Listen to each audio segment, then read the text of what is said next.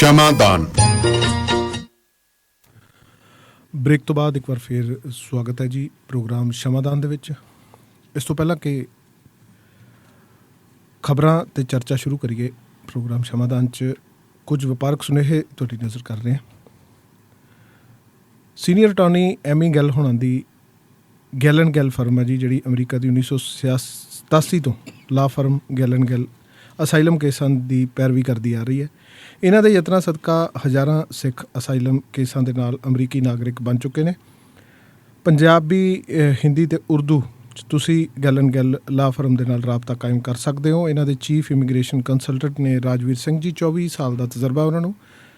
ਤੁਸੀਂ ਉਹਨਾਂ ਨਾਲ ਫ਼ੋਨ 'ਤੇ ਗੱਲਬਾਤ ਕਰ ਸਕਦੇ ਹੋ। ਉਹਨਾਂ ਦਾ ਫ਼ੋਨ ਨੰਬਰ ਹੈ 718 612 1188 7186121188। Gill and Gill the office number ਹੈ ਜੀ 2126192859 212 619 2859। ਤੁਸੀਂ ਵਧੀਆ ਨਵਾਂ ਘਰ ਜਾਂ ਬਿਜ਼ਨਸ ਬਣਾਉਣਾ ਜਾਂ ਐਡੀਸ਼ਨ ਕਰਵਾਉਣੀ ਹੈ ਤਾਂ ਵਾਸ਼ਿੰਗਟਨ ਸਟੇਟ ਦੇ ਵਿੱਚ ਸੰਪਰਕ ਕਰੋ ਗੁਰਿੰਦਰ ਗਰੇਵਾਲ ਹੋਰਾਂ ਦੇ ਨਾਲ। ਫ਼ੋਨ ਨੰਬਰ ਹੈ ਜੀ 206 941 5454 2069415454। Book keeping, personal Texas, payroll and payroll Texas, state Texas, business tax ਦੀਆਂ ਸੇਵਾਵਾਂ ਲੈਣ ਦੇ ਲਈ ਇੱਕੋ ਇੱਕ ਤਸੱਲੀ ਬਖਸ਼ ਅਦਾਰਾ ਐਕੂਰੇਟ ਅਕਾਊਂਟਸ ਐਂਡ ਟੈਕਸਿਸ ਵਾਲੇ ਮਹਿੰਦਰ ਸੋਲ ਅਤੇ ਲੋਕਪਾਲ ਸੋਲ ਨਾਲ 253 520 88 86 'ਤੇ ਸੰਪਰਕ ਕਰ ਸਕਦੇ ਹੋ। 253520 8886। ਇਹਨਾਂ ਦਾ ਪਤਾ ਜੀ 24915 104 avenue south East cantt Washington. ਤੁਸੀਂ ਇਹਨਾਂ ਨਾਲ ਪੰਜਾਬੀ ਵਿੱਚ ਵੀ ਗੱਲ ਕਰ ਸਕਦੇ ਹੋ। TA ਮੰਡੇਰਾ ਦਾ ਰੀਫਰੈਸ਼ ਟਰੈਵਲ ਪਲਾਜ਼ਾ ਅਤੇ ਫਿਊਲ ਕਾਰਡ ਨਾ ਹੋਣ 'ਤੇ ਵੀ ਟਰੱਕਰਜ਼ ਲਈ ਵੱਡੀ ਰਿਬੇਟ। ਇਸ ਤੋਂ ਇਲਾਵਾ ਦੇਸੀ ਘਿਓ 'ਚ ਬਣਿਆ ਪੰਜਾਬੀ ਖਾਣਾ ਪੰਜਾਬੀ ਢਾਬੇ 'ਤੇ ਖਾ ਸਕਦੇ ਹੋ। ਇੱਥੇ ਪੀਜ਼ਾ ਹੱਟ, KFC, ਫੈਟ ਬਰਗਰ ਅਤੇ ਹੋਰ ਫੂਡ ਆਊਟਲੈਟਸ ਵੀ ਨੇ। ਤੁਸੀਂ ਇੱਥੇ ਆਪਣੇ ਬੱਚਿਆਂ ਨੂੰ ਨਾਲ ਲਿਜਾ ਕੇ ਵੀ ਆਨੰਦ ਮਾਣ ਸਕਦੇ ਹੋ। ਵਧੇਰੇ ਜਾਣਕਾਰੀ ਲਈ ਸੰਪਰਕ ਕਰੋ ਰਵੀ ਗਰੇਵਾਲ ਜਾਂ ਸਚਿਨ ਮਲਿਕ ਹੋਰਾਂ ਨੂੰ 559 903 4627 559 903 4627। Location highway 99 exit 144 avenue 7। Seattle 'ਚ ਵਾਸ਼ਿੰਗਟਨ ਫਰੇਟ ਸਰਵਿਸ ਨੂੰ ਓਨਰ ਆਪਰੇਟਰ ਦੇ ਡਰਾਈਵਰ ਦੀ ਲੋੜ ਹੈ। ਚੰਗਾ ਬੋਨਸ ਦੇ ਨਾਲ ਨਾਲ ਕੰਪਨੀ ਹੋਰ ਸਹੂਲਤਾਂ ਵੀ ਦਿੰਦੀ ਹੈ। ਇੱਕ ਵਾਰ ਸੰਪਰਕ ਕਰੋ ਜਗਦੇਵ ਸੰਧੂ ਹੋਰਾਂ ਦੇ ਨਾਲ 253 266 6924 253 266 2924। ਇਹ ਸਨ ਜੀ ਕੁਝ ਵਪਾਰਕ ਸੁਨੇਹੇ ਅਤੇ ਅਸੀਂ ਪ੍ਰੋਗਰਾਮ ਸ਼ੁਰੂ ਕਰ ਰਹੇ ਹਾਂ। ਸਵਾਗਤ ਕਰਦੇ ਹਾਂ ਜੀ ਬਖਤੌਰ ਸਿੰਘ ਢਿੱਲੋਂ ਸਾਹਿਬ। ਸਵਾਗਤ ਹੈ ਜੀ ਤੁਹਾਡਾ ਪ੍ਰੋਗਰਾਮ ਸ਼ਮਾਦਾਨ 'ਚ। ਸ਼ੁਕਰੀਆ ਜੀ, ਮਿਹਰਬਾਨੀ, ਧੰਨਵਾਦ ਜੀ। ਪਹਿਲੀ ਜਿਹੜੀ ਖਬਰ 'ਤੇ ਨਿਗਾਹ ਜਾਂਦੀ ਹੈ ਜੀ, ਜਾਖੜ ਸਾਹਿਬ ਜਿਹੜੇ ਆ ਖਾਲਸਾ ਏਡ 'ਤੇ ਛਾਪੇ ਤੋਂ ਉਹਨਾਂ ਨੇ ਇਤਰਾਜ਼ ਪ੍ਰਗਟ ਕੀਤਾ ਅਤੇ ਇਤਰਾਜ਼ ਵੀ ਉਹਨਾਂ ਕੋਲ ਕੀਤਾ ਜਿੱਥੇ ਬਣਦਾ ਸੀ। ਕੀ ਹੈ ਜੀ ਪੂਰਾ ਮਾਮਲਾ? ਅਸਲ ਦੇ ਵਿੱਚ ਸੁਨੀਲ ਕੁਮਾਰ ਜਾਖੜ ਭਾਰਤੀ ਜਨਤਾ ਪਾਰਟੀ ਦੇ ਸੂਬਾਈ ਪ੍ਰਧਾਨ ਹੈ ਜੀ, ਔਰ ਭਾਰਤੀ ਜਨਤਾ ਪਾਰਟੀ 'ਚ ਆਉਣ ਤੋਂ ਪਹਿਲਾਂ ਉਹ ਕਾਂਗਰਸ ਪਾਰਟੀ ਦੇ ਵਿੱਚ ਹੁੰਦੇ ਸੀ ਅਤੇ ਬੜਾ ਲੰਬਾ ਸਮਾਂ ਕਾਂਗਰਸ ਪਾਰਟੀ ਦੇ ਵਿੱਚ ਪ੍ਰਧਾਨ ਰਹੇ ਹੈ ਜੀ। ਜੱਦੀ ਪੁਸ਼ਤੀ ਉਹ ਕਾਂਗਰਸੀ ਸੀ। ਉਹਨਾਂ ਦੇ ਪਿਤਾ ਬਲਰਾਮ ਜਾਖੜ ਹੋਣੀ ਪੰਜਾਬ ਤੋਂ ਉਹਨਾਂ ਨੇ ਆਪਣੀ ਪੋਲੀਟਿਕਸ ਸ਼ੁਰੂ ਕੀਤੀ ਸੀ ਅਤੇ ਉਹ ਐਨ ਸਿਖਰ ਤੱਕ ਗਏ ਸੀ। ਪੰਜਾਬ ਦੇ ਮੰਤਰੀ ਤੋਂ ਚੱਲ ਕੇ ਸਪੀਕਰ ਅਤੇ ਕੇਂਦਰੀ ਵਜ਼ੀਰ ਤੱਕ ਜੀ। ਉਹਨਾਂ ਦੇ ਭਰਾ ਉਹ ਵੀ ਪੰਜਾਬ ਦੇ ਵਿੱਚ ਕੈਬਨਿਟ ਮੰਤਰੀ ਰਹੇ ਹੈ ਜੀ। ਜਾਖੜ ਸਾਹਿਬ ਆਪ ਵੀ ਵਿਰੋਧੀ ਧਿਰ ਦੇ ਆਗੂ ਰਹੇ ਹੈ ਅਤੇ ਸੂਬਾ ਕਾਂਗਰਸ ਦੇ ਪ੍ਰਧਾਨ ਰਹੇ ਹੈ। ਹੋਇਆ ਇਹ ਕਿ ਜਦੋਂ ਕੈਪਟਨ ਅਮਰਿੰਦਰ ਸਿੰਘ ਦੇ ਖਿਲਾਫ ਬਗਾਵਤ ਨੂੰ ਹਵਾ ਦਿੱਤੀ ਗਈ ਕੇਂਦਰੀ ਹਾਈ ਕਮਾਂਡ ਵੱਲੋਂ, ਅਤੇ ਉਹ ਹਵਾ ਦੇਣ ਦਾ ਵੱਡਾ ਕਾਰਨ ਇਹ ਸੀ ਕਿ ਐਡਜਸਟਮੈਂਟ ਕਰਨੀ ਸੀ ਨਵਜੋਤ ਸਿੰਘ ਸਿੱਧੂ ਦੀ ਜੀ। ਨਾ ਤਾਂ ਨਵਜੋਤ ਸਿੰਘ ਸਿੱਧੂ ਨੂੰ ਇਹ ਪਤਾ ਸੀ ਕਿ ਮੇਰੇ ਗੱਲ ਦੇ ਵਿੱਚ ਹੋਰ ਹੀ ਕੁਛ ਪੈ ਰਿਹਾ, ਅਤੇ ਨਾ ਹੀ ਜਾਖੜ ਹੋਰਾਂ ਨੂੰ ਪਤਾ ਸੀਗਾ ਕਿ ਕੁਰਬਾਨੀ ਮੇਰੀ ਦਿੱਤੀ ਜਾ ਰਹੀ ਹੈ ਜੀ। ਨਵਜੋਤ ਸਿੰਘ ਸਿੱਧੂ ਹੁਣੀ ਚਾਹੁੰਦੇ ਸੀ ਕਿ ਕੈਪਟਨ ਅਮਰਿੰਦਰ ਸਿੰਘ ਲਵੇ ਮੁੱਖ ਮੰਤਰੀ ਦੇ ਅਹੁਦੇ ਤੋਂ ਅਤੇ ਇਹ ਕੁਰਸੀ ਮੇਰੇ ਹੇਠਾਂ ਆਵੇ। ਮਤਲਬ ਉਹ ਮੁੱਖ ਮੰਤਰੀ ਬਣਨਾ ਚਾਹੁੰਦੇ ਸੀ। ਲੇਕਿਨ ਕਾਂਗਰਸ ਹਾਈ ਕਮਾਂਡ ਨੇ ਕੁਛ ਹੋਰ ਹੀ ਕੀਤਾ ਜੀ। ਉਹਨਾਂ ਨੇ ਸੁਨੀਲ ਕੁਮਾਰ ਜਾਖੜ ਨੂੰ ਪ੍ਰਧਾਨਗੀ ਤੋਂ ਹਟਾਤਾ ਅਤੇ ਨਵਜੋਤ ਸਿੰਘ ਸਿੱਧੂ ਨੂੰ BJP ਦਾ ਪ੍ਰੈਜ਼ੀਡੈਂਟ ਬਣਾਤਾ ਸਟੇਟ ਦਾ ਜੀ। ਜਾਖੜ ਹੋਰਾਂ ਨੇ ਭਾਣਾ ਮੰਨ ਲਿਆ। ਫਿਰ ਕੈਪਟਨ ਅਮਰਿੰਦਰ ਸਿੰਘ ਦੇ ਖਿਲਾਫ ਜਿਹੜੀ ਅਸਲ ਬਗਾਵਤ ਹੈ ਉਹ ਹੋ ਗਈ, ਉਹ ਵੀ ਹਾਈ ਕਮਾਂਡ ਨੇ ਕਰਵਾਈ ਸੀ। ਉਸ ਬਗਾਵਤ ਦਾ ਨਤੀਜਾ ਇਹ ਹੋਇਆ ਕਿ ਕੈਪਟਨ ਅਮਰਿੰਦਰ ਸਿੰਘ ਨੇ ਅਸਤੀਫਾ ਦਿੱਤਾ ਔਰ ਕੌਣ ਬਣੇ ਮੁੱਖ ਮੰਤਰੀ, ਜੀ ਇਸ ਗੱਲ ਨੂੰ ਲੈ ਕੇ ਕਾਂਗਰਸ ਪਾਰਟੀ ਮਗਜ ਖਪਾਈ ਜਾਂ ਜਿਹਨੂੰ ਆਪਾਂ ਪੰਜਾਬੀ 'ਚ ਕਹਿ ਦਈਏ ਮੱਥਾ ਚਾਪੀ ਕਰਨ ਜੀ। ਲੱਗ ਪਈ।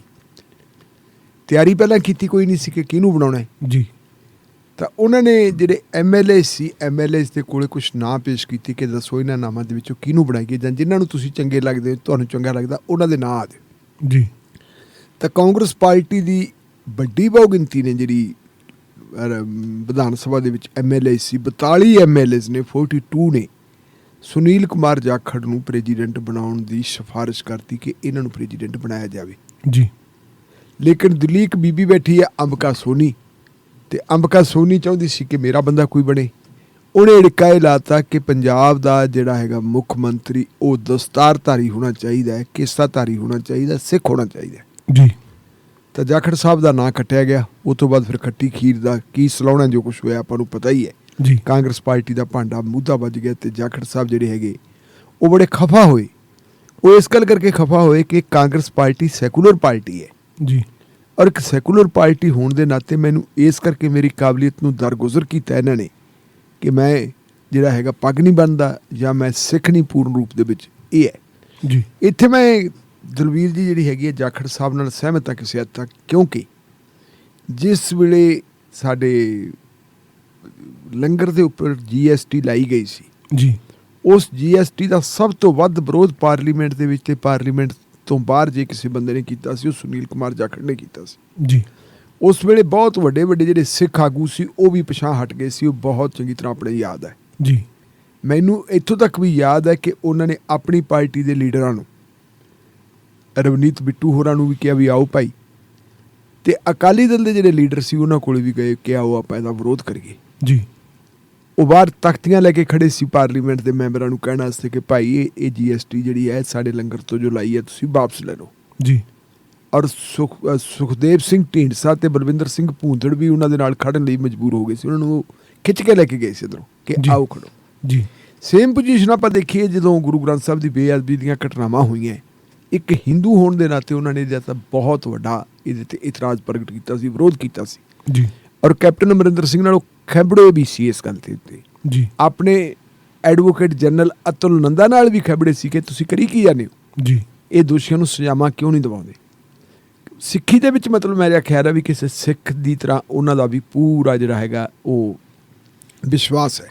ਜੀ ਸਿੱਖ ਭਾਈਚਾਰੇ ਨੂੰ ਇੱਜ਼ਤ ਮਾਣ ਦਿੰਦੇ। ਉਹਨਾਂ ਦਾ ਤਾਂ ਇਲਾਕਾ ਇਹੋ ਜਿਹਾ ਜਿੱਥੇ ਹਿੰਦੂ ਵੀ ਹੈ ਤੇ ਸਿੱਖ ਵੀ ਹੈ।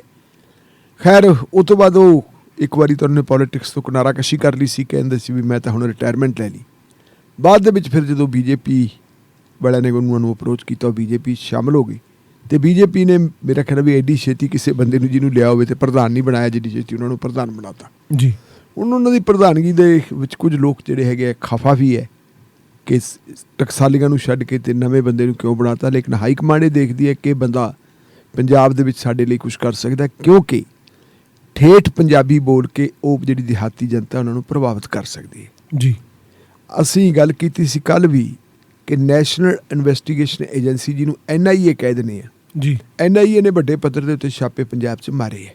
ਜੀ ਉਹਨਾਂ ਛਾਪਿਆਂ ਦੇ ਉੱਤੇ ਚਲੋ ਕਿਸੇ ਦੀ ਕੋਈ ਭੂਮਿਕਾ ਹੋਊ, ਕਿਸੇ ਦੀ ਕੋਈ ਭੂਮਿਕਾ ਹੋਊ, ਲੇਕਿਨ ਇੱਕ ਛਾਪਾ ਉਹਨਾਂ ਨੇ ਮਾਰਿਆ ਖਾਲਸਾ ਏਡ ਦਾ ਜਿਹੜਾ ਪਟਿਆਲੇ ਵਾਲਾ ਹੈੱਡਕੁਆਟਰ ਹੈ ਉਹਦੇ ਤੇ। ਜੀ ਉਹਨਾਂ ਦੇ ਜਿਹੜੇ ਕੋਈ ਖਾਲਸਾ ਏਡ ਚਲਾਉਣ ਵਾਲੇ ਸੱਜਣ ਹੈ ਉਹਨਾਂ ਨੂੰ ਉਹਨਾਂ ਨੇ ਟਾਰਗੇਟ ਕੀਤਾ ਸੀ, ਲੇਕਿਨ ਮਿਲਿਆ ਕੁਛ ਨਹੀਂ। ਜੀ ਇਹਦੇ ਤੇ ਸਿੱਖ ਭਾਈਚਾਰੇ ਦੇ ਵਿੱਚ, ਇਕੱਲੇ ਸਿੱਖ ਭਾਈਚਾਰੇ ਨਹੀਂ ਮੈਂ ਕਹੂੰਗਾ ਵੀ ਆਮ ਇਨਸਾਫ ਪਸੰਦ ਲੋਕ ਹੈ ਜਿਹੜੇ, ਉਹਨਾਂ ਦੇ ਵਿੱਚ ਵੀ ਥੋੜ੍ਹਾ ਜਿਹਾ ਨਾਰਾਜ਼ਗੀ ਪੈਦਾ ਹੋਈ ਹੈ ਕਿ ਜਿਹੜੇ ਲੋਕ ਚੰਗਾ ਕੰਮ ਕਰਦੇ ਉਹਨਾਂ ਤੇ ਤੁਸੀਂ ਰੇਡ ਕਿਉਂ ਕੀਤੀ। ਜੀ ਇਨ ਕੇਸ ਕਿਸੇ ਬੰਦੇ ਤੇ ਕੋਈ ਸ਼ੱਕ ਸ਼ੁਬਾ ਸੀ, ਤੁਸੀਂ ਉਸ ਬੰਦੇ ਨੂੰ ਪੁੱਛਗਿੱਛ ਲਈ ਪਾਸੇ ਕਰ ਸਕਦੇ ਸੀ, ਡਰਾਮਾ ਕਰਨ ਦੀ ਕੀ ਲੋੜ ਸੀ। ਜੀ ਔਰ ਜੋ ਹੁਣ ਜਾਣਕਾਰੀ ਮਿਲੀ ਹੈ ਕਿ ਕੱਲ੍ਹ ਸੁਨੀਲ ਜਾਖੜ ਹੋਰੀ ਦਿੱਲੀ ਗਏ। ਜੀ ਦਿੱਲੀ ਜਾ ਕੇ ਜਿਵੇਂ ਤੁਸੀਂ ਕਿਹਾ ਕਿ ਉਹਨਾਂ ਨੇ ਕਿਸੇ ਕੋਈ ਸਟੇਟਮੈਂਟ ਨਹੀਂ ਦਿੱਤੀ ਅਖਬਾਰ ਦੇ ਵਿੱਚ ਸਸਤੀ ਸ਼ੋਹਰਤ ਖੱਟਣ ਵਾਸਤੇ, ਉਹਨਾਂ ਨੇ ਸਿੱਧਾ ਹੀ ਜਾ ਕੇ ਅਮਿਤ ਸ਼ਾਹ ਜਿਹੜੇ ਦੇਸ਼ ਦੇ ਗ੍ਰਹਿ ਮੰਤਰੀ ਆ ਉਹਨਾਂ ਨਾਲ ਮੁਲਾਕਾਤ ਕੀਤੀ। ਜੀ ਔਰ ਉਹਦੇ ਕੋਲ ਜਾ ਕੇ ਇਤਰਾਜ਼ ਪ੍ਰਗਟ ਕੀਤਾ ਕਿ ਉਹ ਖਾਲਸਾ ਏਡ ਜਿਹੜੀ ਪੰਜਾਬ ਨਹੀਂ, ਜਿਹੜੀ ਭਾਰਤ ਨਹੀਂ, ਦੁਨੀਆ ਦੇ ਵਿੱਚ ਜਿੱਥੇ ਵੀ ਕਿਤੇ ਕਿਸੇ ਵੀ ਵਿਅਕਤੀ ਦੇ ਉੱਤੇ ਕੋਈ ਮੁਸੀਬਤ ਪੈਂਦੀ ਹੈ, ਕੋਈ ਆਫਤ ਆਉਂਦੀ ਹੈ, ਉਸ ਆਫਤ ਵੇਲੇ ਇਹ ਆਰਗੇਨਾਈਜੇਸ਼ਨ ਉੱਥੇ ਵਿਤਕਰਾ ਕੀਤੇ ਤੋਂ ਬਗੈਰ, ਜੀ ਧਰਮ, ਰੰਗ, ਭੇਦ, ਜਾਤ, ਗੋਤ ਇਹ ਤੋਂ ਬਗੈਰ ਉਹ ਜਿਹੜੀ ਹੈਗੀ ਹੈ ਮਨੁੱਖਤਾ ਨੂੰ ਮੁੱਖ ਰੱਖਦਿਆਂ ਸੇਵਾ ਕਰਦੀ ਹੈ। ਜੀ। ਪੈਸਾ ਦੌਲਤ ਲੋਕ ਇਕੱਠੀ ਕਰਦੇ ਆ, ਦਿੰਦੇ ਉਹਨਾਂ ਨੂੰ, ਅਤੇ ਲੋਕਾਂ ਨੂੰ ਜੇ ਉਹਨਾਂ ਦੇ ਉੱਤੇ ਵਿਸ਼ਵਾਸ ਹੈ, ਉਹਨਾਂ ਦੀ ਕ੍ਰੈਡੀਬਿਲਿਟੀ ਬਣੀ ਵੀ ਹੈ, ਲੋਕਾਂ ਦਾ ਉਹਨਾਂ 'ਚ ਭਰੋਸਾ ਹੈ, ਤਾਂ ਹੀ ਪੈਸਾ ਦਿੰਦੇ ਹੈ। ਜੀ। ਕਿਉਂਕਿ ਉੱਥੇ ਜਿਹੜਾ ਪੈਸਾ ਜਾਂਦਾ ਉਸ ਪੈਸੇ ਦੇ ਵਿੱਚ ਕੋਈ ਹੇਰਾ ਫੇਰੀ ਨਹੀਂ ਹੁੰਦੀ। ਜੀ। ਅਸੀਂ ਦੇਖਿਆ ਕਿਸਾਨ ਅੰਦੋਲਨ ਜਦੋਂ ਚੱਲਦਾ ਸੀ, ਜੇ ਕਿਸਾਨ ਅੰਦੋਲਨ ਕਾਮਯਾਬ ਹੋਇਆ ਅਤੇ ਉਸ ਕਿਸਾਨ ਅੰਦੋਲਨ ਦੇ ਕਾਮਯਾਬ ਹੋਣ ਦਾ ਵੱਡਾ ਕਾਰਨ ਜਿਹੜਾ ਵਿਦੇਸ਼ੀ ਸਾਡਾ ਭਾਈਚਾਰਾ ਸੀ, ਪੰਜਾਬੀ ਭਾਈਚਾਰਾ, ਜਿਹੜੀ ਉਹਨਾਂ ਤੋਂ ਮਦਦ ਮਿਲਦੀ ਸੀ, ਉਹਦੀ ਬਦੌਲਤ ਹੈ। ਜੀ। ਦਲਵੀਰ ਜੀ, ਮੈਂ ਦਿੱਲੀ ਦੇ ਵਿੱਚ ਦੇਖਿਆ ਕਿ ਜਿਹੜੇ ਸਾਡੇ ਬਜ਼ੁਰਗ ਕਿਸਾਨ ਸੀ, ਜੀ, ਤੁਹਾਨੂੰ ਪਤਾ ਵੀ ਸਾਰਾ ਦਿਨ ਤੁਰਦਿਆਂ ਫਿਰਦਿਆਂ ਲੱਤਾਂ ਆਕੜ ਜਾਂਦੀਆਂ, ਪਿੰਜਰੀਆਂ ਦੇ ਵਿੱਚ ਦਰਦ ਹੋਣ ਲੱਗ ਜਾਂਦਾ ਹੈ। ਜੀ। ਅਤੇ ਮਸਾਜ ਕਰਨ ਵਾਲੀਆਂ ਮਸ਼ੀਨਾਂ ਦੇ ਵਿੱਚੋਂ ਬਾਬੇ ਪੈਰ ਪਾ ਕੇ ਕਹਿੰਦੇ ਸੀ, ਜਿਹੜੀਆਂ ਉਹਨਾਂ ਨੇ ਖਾਲਸਾ ਏਡ ਵਾਲਿਆਂ ਨੇ ਭੇਜੀਆਂ ਸੀ। ਜੀ। ਸੋ ਜੇ ਇੱਥੋਂ ਵਾਲੇ ਕਿਸੇ ਬੰਦੇ ਦੇ ਉੱਤੇ ਤੁਹਾਨੂੰ ਕੋਈ ਇਤਰਾਜ਼ ਆ, ਤੁਸੀਂ ਉਹਦੀ ਵੈਸੇ ਵੈਰੀਫਿਕੇਸ਼ਨ ਕਰ ਲਓ। ਹੱਥ ਉਦੋਂ ਪਾਓ ਜੋ ਤੁਹਾਡੇ ਕੋਲ ਪੂਰੇ ਸਬੂਤ ਆ ਜਾਣ। ਮਿਲਿਆ ਤੁਹਾਨੂੰ ਕੱਖ ਹੈ ਨਹੀਂ, ਤੇ ਖਾਮਖਾ ਬਦਨਾਮੀ ਖੱਟੀ। ਜੀ। ਇਹਦੇ 'ਤੇ ਜਿਹੜਾ ਜਾਖੜ ਹੋਰਾਂ ਨੇ ਇਤਰਾਜ਼ ਪ੍ਰਗਟ ਕੀਤਾ, ਮੈਂ ਸਮਝਦਾ ਬਿਲਕੁਲ ਵਾਜਬ ਹੈ, ਜਾਇਜ਼ ਹੈ। ਜੀ। ਹੁਣ ਅਗਲਾ ਸਵਾਲ ਆਉਂਦਾ ਵੀ ਇਹ ਕਿਉਂ? ਕਿਉਂਕਿ ਜਾਖੜ ਹੋਰਾਂ ਨੂੰ ਜਿਹੜਾ ਟਾਰਗੇਟ ਉਹਨਾਂ ਦੀ ਹਾਈ ਕਮਾਂਡ ਨੇ ਦਿੱਤਾ ਹੋਇਆ ਕਿ ਸਿੱਖ ਭਾਈਚਾਰੇ ਦੇ ਵਿੱਚ ਭਾਰਤੀ ਜਨਤਾ ਪਾਰਟੀ ਦੇ ਪੈਰ ਲਵਾਏ ਜਾਣ। ਜੀ। ਅਤੇ ਸਿੱਖ ਭਾਈਚਾਰੇ ਦੇ ਵਿੱਚ ਪੈਰ ਤਾਂ ਹੀ ਲੱਗ ਸਕਦੇ ਆ ਜੇ ਤੁਸੀਂ ਉਹਨਾਂ ਦੇ ਨਾਲ ਤੁਹਾਡਾ ਪੋਜ਼ੀਟਿਵ ਜਿਹੜਾ ਹੈਗਾ ਰਵੱਈਆ ਹੋਊਗਾ। ਜੀ। ਨੈਗੇਟਿਵ ਰਵੱਈਆ ਰੱਖ ਕੇ ਤੁਸੀਂ ਸਿੱਖ ਭਾਈਚਾਰੇ ਨੂੰ ਵਿਨੋਵਰ ਨਹੀਂ ਕਰ ਸਕਦੇ। ਜੀ। ਸਿੱਖਾਂ ਬਾਰੇ ਤਾਂ ਇਹ ਕਿਹਾ ਜਾਂਦਾ ਹੈ ਕਿ ਪਿਆਰ ਨਾਲ, ਸਤਿਕਾਰ ਨਾਲ ਤਾਂ ਤੁਸੀਂ ਇਹਨਾਂ ਦੀ ਜਾਨ ਵੀ ਲੈ ਲਓ, ਅਤੇ ਆਕੜ ਦੇ ਨਾਲ ਤਾਂ ਫਿਰ ਇਹ ਵਾਲ ਵੀ ਨਹੀਂ ਪਟਕੇ ਦਿੰਦੇ ਆਪਣੇ। ਬਿਲਕੁਲ। ਪਿੰਡੇ ਦਾ ਵੀ ਯਾਰ ਵਾਲ ਲੈ ਲਓ, ਇਹ ਤਾਂ ਫਿਰ ਉੱਥੇ ਵੀ ਮਰਾਂਗੇ ਜਾਂ ਮਾਰਾਂਗੇ ਉੱਥੋਂ ਤੱਕ ਆ ਜਾਂਦੇ। ਸੋ ਹੁਣ ਅਗਲੇ ਦਿਨਾਂ ਦੇ ਵਿੱਚ ਜਿਹੜੀ ਮੈਨੂੰ ਇਹ ਲੱਗਦੀ ਹੈ ਕਿ ਇਹ ਇਕੱਲੀ ਇਹਨੂੰ ਆਪਾਂ ਇਹ ਨਾ ਦੇਖੀਏ ਕਿ ਖਾਲਸਾ ਏਡ ਦੇ ਮੁੱਦੇ ਦੇ ਉੱਤੇ ਉਹ ਇਤਰਾਜ਼ ਪ੍ਰਗਟ ਕਰਕੇ ਆਏ ਹੈ ਕਿ ਇੱਥੇ ਰੇਡ ਕਿਉਂ ਕੀਤੀ ਗਈ। ਜੀ। ਮੈਂ ਛੋਟਾ ਮੂੰਹ ਤੇ ਵੱਡੀ ਗੱਲ ਕਰਨ ਲੱਗਿਆ। ਹੁਣ ਮੈਨੂੰ ਜਾਖੜ ਹੋਰਾਂ ਦੀ ਜਿਹੜੀ ਹੈਗੀ ਹੈ ਕ੍ਰੈਡੀਬਿਲਿਟੀ, ਜਿਹੜੀ ਉਹਨਾਂ ਦੀ ਯੋਗਤਾ, ਜਿਹੜੀ ਉਹਨਾਂ ਦੀ ਕਮਿਟਮੈਂਟ, ਜੀ, ਉਹਦੀ ਥੋੜ੍ਹੀ ਜਿਹੀ ਜਾਣਕਾਰੀ ਹੈ, ਕਿਉਂਕਿ ਆਪਣੇ ਨਾਲ ਵਿਚਰਦੇ ਰਹੇ ਹੈ। ਜੀ। ਬਤੌਰ ਪੋਲੀਟੀਕਲ ਆਦਮੀ ਉਹਨਾਂ ਨੇ ਅਕਸਰ ਹੀ ਪ੍ਰੈਸ ਕਾਨਫਰੰਸਾਂ ਵਗੈਰਾ ਇੱਥੇ ਕਰਦੇ ਰਹੇ, ਆਪਾਂ ਦੇਖਦੇ ਰਹੇ ਉਹਨਾਂ ਦਾ ਕਿਰਦਾਰ। ਜੀ। ਔਰ ਲੱਗਦਾ ਇਹ ਹੈ ਕਿ ਅਗਲੇ ਦਿਨਾਂ ਦੇ ਵਿੱਚ ਉਹਨਾਂ ਨੇ ਜਿਹੜੇ ਬੰਦੀ ਸਿੰਘਾਂ ਦੀ ਰਿਹਾਈ ਵਾਲਾ ਮੁੱਦਾ ਵੀ ਉਠਾਉਣਾ। ਜੀ। ਔਰ ਕਿਸੇ ਹੱਦ ਤੱਕ ਮੇਰਾ ਖਿਆਲ ਵੀ 2024 ਦੀਆਂ ਪਾਰਲੀਮੈਂਟ ਦੀਆਂ ਚੋਣਾਂ ਤੋਂ ਪਹਿਲਾਂ ਜੀ, ਜਿਹੜੇ ਵੱਖ-ਵੱਖ ਥਾਵਾਂ 'ਤੇ ਬੰਦੀ ਸਿੰਘ ਆਪਣੀਆਂ ਸਜ਼ਾਵਾਂ ਪੂਰੀਆਂ ਕਰ ਚੁੱਕੇ ਹੈ, ਜੀ, ਉਹਨਾਂ ਨੂੰ ਰਿਹਾ ਕਰਾਉਣ ਵਾਸਤੇ ਉਹ ਜਦੋਜਹਿਦ ਕਰਨਗੇ। ਅਤੇ ਹੋ ਸਕਦਾ ਹੈ ਵਾਹਿਗੁਰੂ ਕਰੇ ਉਹਨਾਂ ਨੂੰ ਸਫਲਤਾ ਵੀ ਮਿਲ ਜੇ। ਜਿਹੜੇ ਵਿਚਾਰੇ ਮਤਲਬ 30-35 ਸਾਲਾਂ ਤੋਂ ਜੇਲ੍ਹਾਂ 'ਚ ਬੈਠੇ ਹੈ, ਉਹ ਬਾਹਰ ਆ ਜਾਣ। ਮੈਨੂੰ ਲੱਗਦੀ ਹੈ ਕਿ ਇਹ ਕੰਮ ਜੇ ਹੋਊਗਾ ਤਾਂ ਇਹ ਸਿਰਫ ਤੇ ਸਿਰਫ ਜਾਖੜ ਹੋਰਾਂ ਦੀ ਪਹਿਲਕਦਮੀ ਨਾਲ ਹੋਣਾ ਹੈ, ਹੋਰ ਕਿਸੇ ਨਾਲ ਨਹੀਂ ਸੀ। ਜੀ। ਜੀ। ਢਿੱਲੋਂ ਸਾਹਿਬ, ਮੇਵਾਤ ਦੇ ਇਲਾਕੇ ਨੂੰਹ ਦੇ ਵਿੱਚ ਹਿੰਸਾ ਹੁੰਦੀ ਹੈ, ਸੁਪਰੀਮ ਕੋਰਟ ਦਾ ਰੁਖ ਕਿਸ ਤਰਫ ਨੂੰ ਜਾ ਰਿਹਾ ਜੀ, ਜਦੋਂ ਉਹ ਕਹਿੰਦੀ ਹੈ ਕਿ ਨਫ਼ਰਤੀ ਭਾਸ਼ਾ 'ਤੇ ਨਕੇਲ ਕੱਸੀ ਜਾਵੇ? ਦੇਖੋ, ਗੱਲ ਇਹ ਹੈ ਵੀ ਜਿਹੜੀ ਅਸਲ ਦੇ ਵਿੱਚ ਕੋਈ ਨਵੀਂ ਗੱਲ ਨਹੀਂ। ਜੀ। ਪਹਿਲਾਂ ਉਹਨਾਂ ਨੇ ਜੋ ਕੁਛ ਮਨੀਪੁਰ ਦੇ ਵਿੱਚ ਹੋਇਆ, ਮਾਣਯੋਗ ਸੁਪਰੀਮ ਕੋਰਟ ਨੇ ਉਹ 'ਤੇ ਵੀ ਬੜਾ ਸਖਤ ਸਟੈਂਡ ਲਿਆ। ਜੀ। ਉਹਨਾਂ ਨੇ ਝਾੜਿਆ ਵੀ ਹੈ ਸਰਕਾਰ ਨੂੰ, ਔਰ ਸਰਕਾਰ ਦੇ ਵਿੱਚ ਬੇਵਿਸ਼ਵਾਸੀ ਵੀ ਪ੍ਰਗਟ ਕੀਤੀ ਹੈ, ਖਾਸ ਕਰਕੇ ਮਣੀਪੁਰ ਦੀ ਸਰਕਾਰ ਦੀ। ਇਹੀ ਕਾਰਨ ਹੈ ਕਿ ਸਾਰਾ ਮਾਮਲਾ ਉਹਨਾਂ ਨੇ ਆਪਣੇ ਹੱਥ ਵਿੱਚ ਲੈ ਕੇ, ਤੇ ਆ ਜਿਹੜਾ ਸੋਮਵਾਰ ਆਉਣਾ ਕੁਛ ਦਿਨਾਂ ਨੂੰ, ਜੀ, ਉਦੋਂ ਉੱਥੋਂ ਦੇ DGP ਨੂੰ ਸਮਨ ਕੀਤਾ ਕਿ ਤੁਸੀਂ ਆਓ ਦੁਪਹਿਰੇ 2 ਵਜੇ ਉਹਦੀ ਗੱਲ ਕਰਨੀ ਹੈ। ਜੀ। ਇਹ ਤੋਂ ਪਹਿਲਾਂ ਵੀ ਦੇਸ਼ ਦੇ ਵੱਖ-ਵੱਖ ਥਾਵਾਂ ਦੇ ਵਿੱਚ ਜਦੋਂ ਮਤਲਬ ਧਰਮ ਸੰਸਥਾ ਹੋਈਆਂ, ਜੀ, ਹਿੰਦੂ ਭਾਈਚਾਰੇ ਦੇ ਕੁਝ ਸਾਧੂਆਂ ਸੰਤਾਂ ਨੇ ਬੈਠ ਕੇ ਇਕੱਠ ਕੀਤੇ ਹੈ, ਉਹਦੇ ਵੇਲੇ ਵੀ ਨਫ਼ਰਤ ਦੀ ਜਿਹੜੀ ਬਹੁਤ ਨਫ਼ਰਤੀ ਭਾਸ਼ਾ ਦਾ ਇਸਤੇਮਾਲ ਕੀਤਾ ਗਿਆ ਸੀ, ਭਾਸ਼ਣ ਕੀਤੇ ਗਏ ਸੀ। ਜੀ। ਇੱਥੋਂ ਤੱਕ ਕਹਿ ਕੇ ਜਿਹੜੇ ਲੋਕ ਹੈ ਮੁਸਲਮਾਨਾਂ ਨੂੰ ਇੱਥੋਂ ਤੱਕ ਕਹਿ ਦਿੱਤਾ ਸੀ ਕਿ ਇਹਨਾਂ ਨੂੰ ਪਾਕਿਸਤਾਨ ਭੇਜ ਦਿਓ। ਇਹੋ ਜਿਹੀਆਂ ਗੱਲਾਂ ਹੁੰਦੀਆਂ ਰਹੀਆਂ। ਜੀ। ਮਾਣਯੋਗ ਸੁਪਰੀਮ ਕੋਰਟ ਨੇ ਉਦੋਂ ਵੀ ਕਿਹਾ ਸੀਗਾ ਕਿ ਨਫ਼ਰਤੀ ਭਾਸ਼ਣ ਨਹੀਂ ਹੋਣਾ ਚਾਹੀਦਾ, ਔਰ ਨਾਲ ਉਹਨਾਂ ਨੇ ਇਹ ਗੱਲ ਕਹੀ ਸੀ ਕਿ ਕੋਈ ਕੰਪਲੇਂਟ ਤੁਹਾਡੇ ਕੋਲ ਕਰੇ ਜਾਂ ਨਾ ਕਰੇ, ਸੋਸ਼ਲ ਮੀਡੀਆ ਦੇ ਰਾਹੀਂ ਜੇ ਜਾਣਕਾਰੀ ਇਹ ਮਿਲ ਗਈ ਕਿਸੇ SHO ਨੂੰ ਕਿ ਉਹਦੇ ਇਲਾਕੇ ਦੇ ਵਿੱਚ ਨਫ਼ਰਤੀ ਭਾਸ਼ਣ ਹੋਇਆ ਵੈ, ਤਾਂ ਉਹਦੇ ਲਈ ਇਹ ਜ਼ਰੂਰੀ ਹੋਊਗਾ, ਉਹ ਪਾਬੰਦ ਹੋਊਗਾ ਕਿ ਉਹ ਕੇਸ ਰਜਿਸਟਰ ਕਰੇ। ਇਹ ਹੁਕਮ ਪਹਿਲਾਂ ਹੈਗਾ। ਜੀ। ਪਰ ਹੁਣ ਹੋਇਆ ਕੀ ਹੈ ਕਿ ਨੂੰਹ ਦੇ ਇਲਾਕੇ ਦੇ ਵਿੱਚ ਜੋ ਕੁਛ ਹੋਇਆ ਹੈ ਉਹ ਤਾਂ ਆਪਣੀ ਥਾਂ ਦੇ ਉੱਤੇ ਹੈ, ਔਰ ਬੰਦੇ ਉੱਥੇ ਮਰੇ 6। ਜੀ। 6 ਬੰਦਿਆਂ ਦੇ ਵਿੱਚੋਂ ਕਹਿੰਦੇ ਵੀ 2 ਬੰਦੇ ਜਿਹੜੇ ਹੈਗੇ ਉਹ ਬਜਰੰਗ ਦਲ ਨਾਲ ਸੰਬੰਧਿਤ ਸੀ, ਉਹਨਾਂ ਦੀ ਮੌਤ ਵੀ ਹੋ ਗਈ। ਜੀ। ਤਾਂ ਬਜਰੰਗ ਦਲ ਤੇ ਵਿਸ਼ਵ ਹਿੰਦੂ ਪਰਿਸ਼ਦ ਜਿਹੜੀਆਂ 2 ਕੱਟੜ ਹਿੰਦੂ ਜਥੇਬੰਦੀਆਂ, ਜੀ, ਇਹਨਾਂ ਕੱਟੜ ਹਿੰਦੂ ਜਥੇਬੰਦੀਆਂ ਨੇ ਕੱਲ੍ਹ ਦਿੱਲੀ ਜਾਂ NCR ਆਪਾਂ ਕਹਿ ਦਈਏ ਉਹਦੇ ਆਲੇ ਦੁਆਲੇ ਕਈ ਦਰਜਨ ਥਾਵਾਂ 'ਤੇ ਰੈਲੀਆਂ ਆਯੋਜਿਤ ਕਰਨ ਦਾ ਐਲਾਨ ਕਰਤਾ। ਜੀ।